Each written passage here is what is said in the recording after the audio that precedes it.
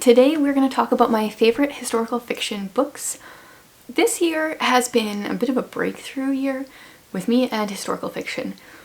I have previously read historical fiction, but not loved it, and only read a few books a year in the genre. And then all of a sudden something happened in late spring and I started really liking the genre. It's one of my favorites, not like an absolute favorite, but is one that I've been putting in my rotation more frequently and I've been really enjoying it. So I have a bunch of recommendations, at least, or like a list of my favorites in this genre. At least half of them I read this year alone. And we're gonna start off with the ones that I don't have here physically, so I don't forget about them, because otherwise I will. Okay, the first one is I Must Betray You by Ruta Sepetys.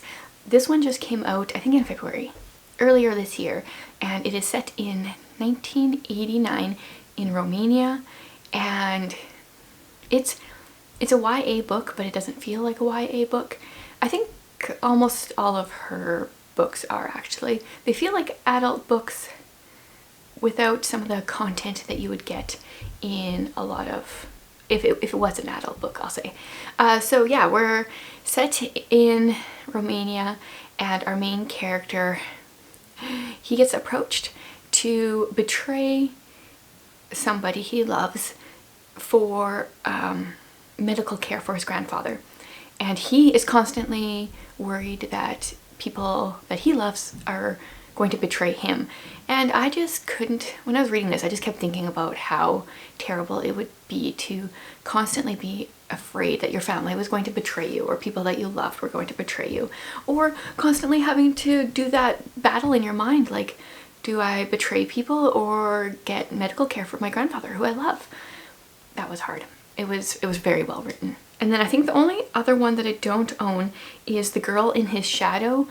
I don't remember that year that this was set, but we follow one of the first female doctors in England, female surgeons.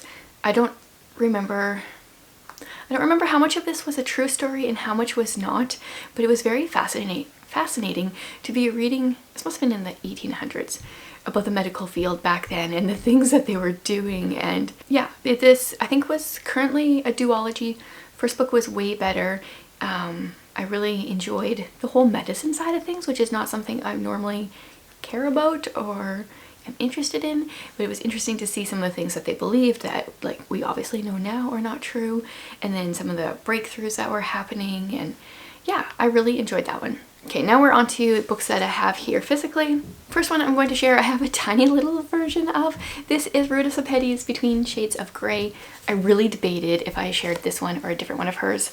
So I already shared her I Must Betray You. And this one starts out set in Lithuania, which I like because it's World War II, and I feel like she does picks different countries or places and still has World War II, but it's different than the rest. But our main characters quickly go to a Siberian work camp, and I felt so cold while reading this book, which I think is just brilliant. If an author can make you feel cold or some kind of feeling while reading a book, that's some amazing writing. This is a very interesting, like, mini book. You read it this way. The pages are very, like, Bible thin. Yes, I think I've rated every one of Ruta Sepetys' books 5 stars, so I struggled because I didn't want to put every one of them on this list, but I think the 2 that I shared are like top 2, maybe. Then a recent one that I read, and a new to me this author this year, is The Lost Melody by Joanna Davidson Politano, and I also struggled. Actually, I have 2 books of hers on this list, although I did forget to grab the other one. This one, all her books are Victorian England, I think. They're all set in the Victorian time period, and this one has to do with an insane asylum and a concert pianist and getting stuck in an asylum. And another one where I just felt not the cold this time, but the terror and the confinement, and I really enjoyed the story, and she's quickly becoming a favorite author. The other one of hers, which I apparently forgot to grab, is Lady Jane Disappears, also set during the Victorian times, and this one has to do with a debtor's prison. So I was researching that a lot while I was reading it and afterwards, because it's something I knew about but I didn't know a whole lot about. And so our main character actually grew up in a debtor's prison because her father was in there, and she was raised in a debtor's prison, although she was allowed to come and go. Prisons were a lot different then. And right at the beginning of the book, her father has died, and her aunt is getting her father's belongings, but she doesn't realize that this girl is one of the belongings. So she shows up at her aunt's house completely unknown to the aunt, and there's a lot of like awkward moments, like the best kind. And there's also like a mystery because the main character didn't know anything about her mother, and her father didn't really tell her anything about her mother, so she's trying to figure out who she was. And I loved that book so much. Now I'm gonna go on a quick winter walk, and then I will be back to share the rest of the books. Okay, my face is still thawing, but we're gonna keep going with the books. It was so windy when we were walking that I thought my nose was running, which I thought was weird because it wasn't running before. Turns out my eye was just watering, but my face was so frozen that I couldn't tell that it was my eye. The next one here is a dual timeline, Whose Waves These Are. This was is my first book by Amanda Dykes. I haven't read any of her other books yet. So we've got World War II and present day. I feel like so much of historical fiction takes place in World War II, but some of it's really good. It's just there's a lot of it. So in World War II, there is a man who writes a poem that changes, I guess he writes a poem out of grief, and it kind of changes a lot of things in his life. And then in present day, we are with a woman whose great uncle is sick, so she goes to the small town where he is, and the timelines or the storylines merge, and I can't wait to read more by her. Okay, then I have two books by the same author, and I couldn't pick because they were both so good. So we have All Manner of Things. This one is actually, I think kind of all her books are kind of around the late 60s, late 70s. But in this one we have our main character's name is Annie, and her brother Mike enlists in the Vietnam War. He tells Annie that if anything happens to him during the war, to contact their father, who they haven't seen since they were little, like 10, 12 years or so. And then their father actually ends up coming while he is gone and stirring things up. And this book, I was so excited to read more by her. When I read this, I loved so much about it. Our main character is 18, but she has like such a level head and is going through so much, and I loved it. So then I picked up this one, The Nature of Small Birds, which in addition to being set in 1975, or at least the one storyline, has major adoption themes. So in 1975, this couple adopts a girl that has come from Vietnam, and we follow a couple different people in a couple different timelines, and they're all part of the same family. So we're following Bruce in our like more present day timeline in 2013. We're following Linda, who's his wife, in 1975 as they're adopting their daughter, and then we're following one of the girls, Sunny, in 1988. So she's their older daughter, and then they adopt another one.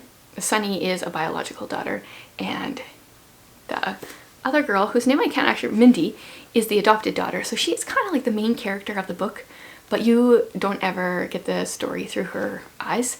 So we're following her when she's adopted, when she's a teenager, and then in the more like present day, the 2013 timeline, as she's trying to search out birth family. And as adoptive mother, this one, I just, yes, loved it. I teared up so many times when they got the like adoption phone call. It just took me back, and yes, loved it.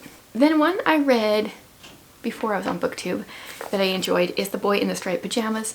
This I'd say is like YA-ish. Our main character though is probably a 9 or 10, and his father is a high up guy in one of the concentration camps, and we're getting the story of World War II from our main character. I think his name is Bruno. He's 9. Oh, here, this is really good on the back. It says, if you start to read this book, you will go on a journey with a 9-year-old boy named Bruno, though this isn't a book for 9-year-olds. And sooner or later you will arrive with Bruno at a fence. Fences like this exist all over the world. We hope you never have to encounter one. Yikes. So Bruno, they live like right outside a concentration camp, and he makes friends with a kid on the other side, and the story will break your heart and you will be crying real tears, not just tears from the cold like I just was. Then another one I read before BookTube is Vienna Prelude. This takes place in 1935, so shortly before World War II, and this was the first book that I read that kind of like opened my eyes to the events and things that were going on before the war. And yeah, I found that very fascinating. I have meant to continue the series and still fully intend to, but I haven't yet. Really enjoyed it. Just not sure if I should reread this one and then continue the series. This one is going to be a classic. Lots of people have read it, lots of people have loved it. It's The Book Thief. It's also World War II, and I listened to this one on audio, which I really enjoyed because there are bits in here in German, and then I could hear it instead of trying to read it and failing miserably. So this one doesn't have any kind of description. I forget our main character's name. I want to say like Liesel? Yeah, I think so. She, oh man, it's been forever. I've also watched the movie. She goes to live with this couple. Although, okay, wait a minute, I did not realize, because I listened to it, I did not realize that there's actually illustrations as well. She goes to live with this couple, and they end up hiding a Jewish boy, I think.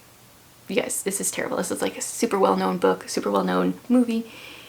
I haven't read it or watched it in a very long time, so I don't remember, but I remember it being amazing and heartbreaking. Oh yeah, and it's narrated by Death, which just gives it a unique factor that I've never read in books. So I definitely recommend reading this. I thought I would recommend the audio, but now I think a person needs to go through and read the physical copy. This is an anniversary edition with new content, so I'm not sure if that is what it is or was that in the original. Very curious. And then the last one is another World War II one. This is The Last Bookshop in London. So, I mean, you got bookshop vibes. I actually thought I wasn't going to like this book when I started reading it because our main character doesn't read or like books. She just needs a job, so she gets one at a bookstore. But it's fun to watch her slowly fall in love with reading throughout the book, and it has to do with a bookstore during World War II, and it's got some like true story, at least some true events. Yeah, there was like a row of bookshops that got hit by the bombs in London during World War II, and there's a lot of really good themes in here. I flew through this one and thoroughly enjoyed it as well. So there you go. Those are my favorite historical fiction. A decent amount of World War II, but I feel like the cream of the crop as far as that goes. Now my face is almost all warmed up. I think I'm gonna go have a cup of hot cocoa, but I will be back again tomorrow with another video.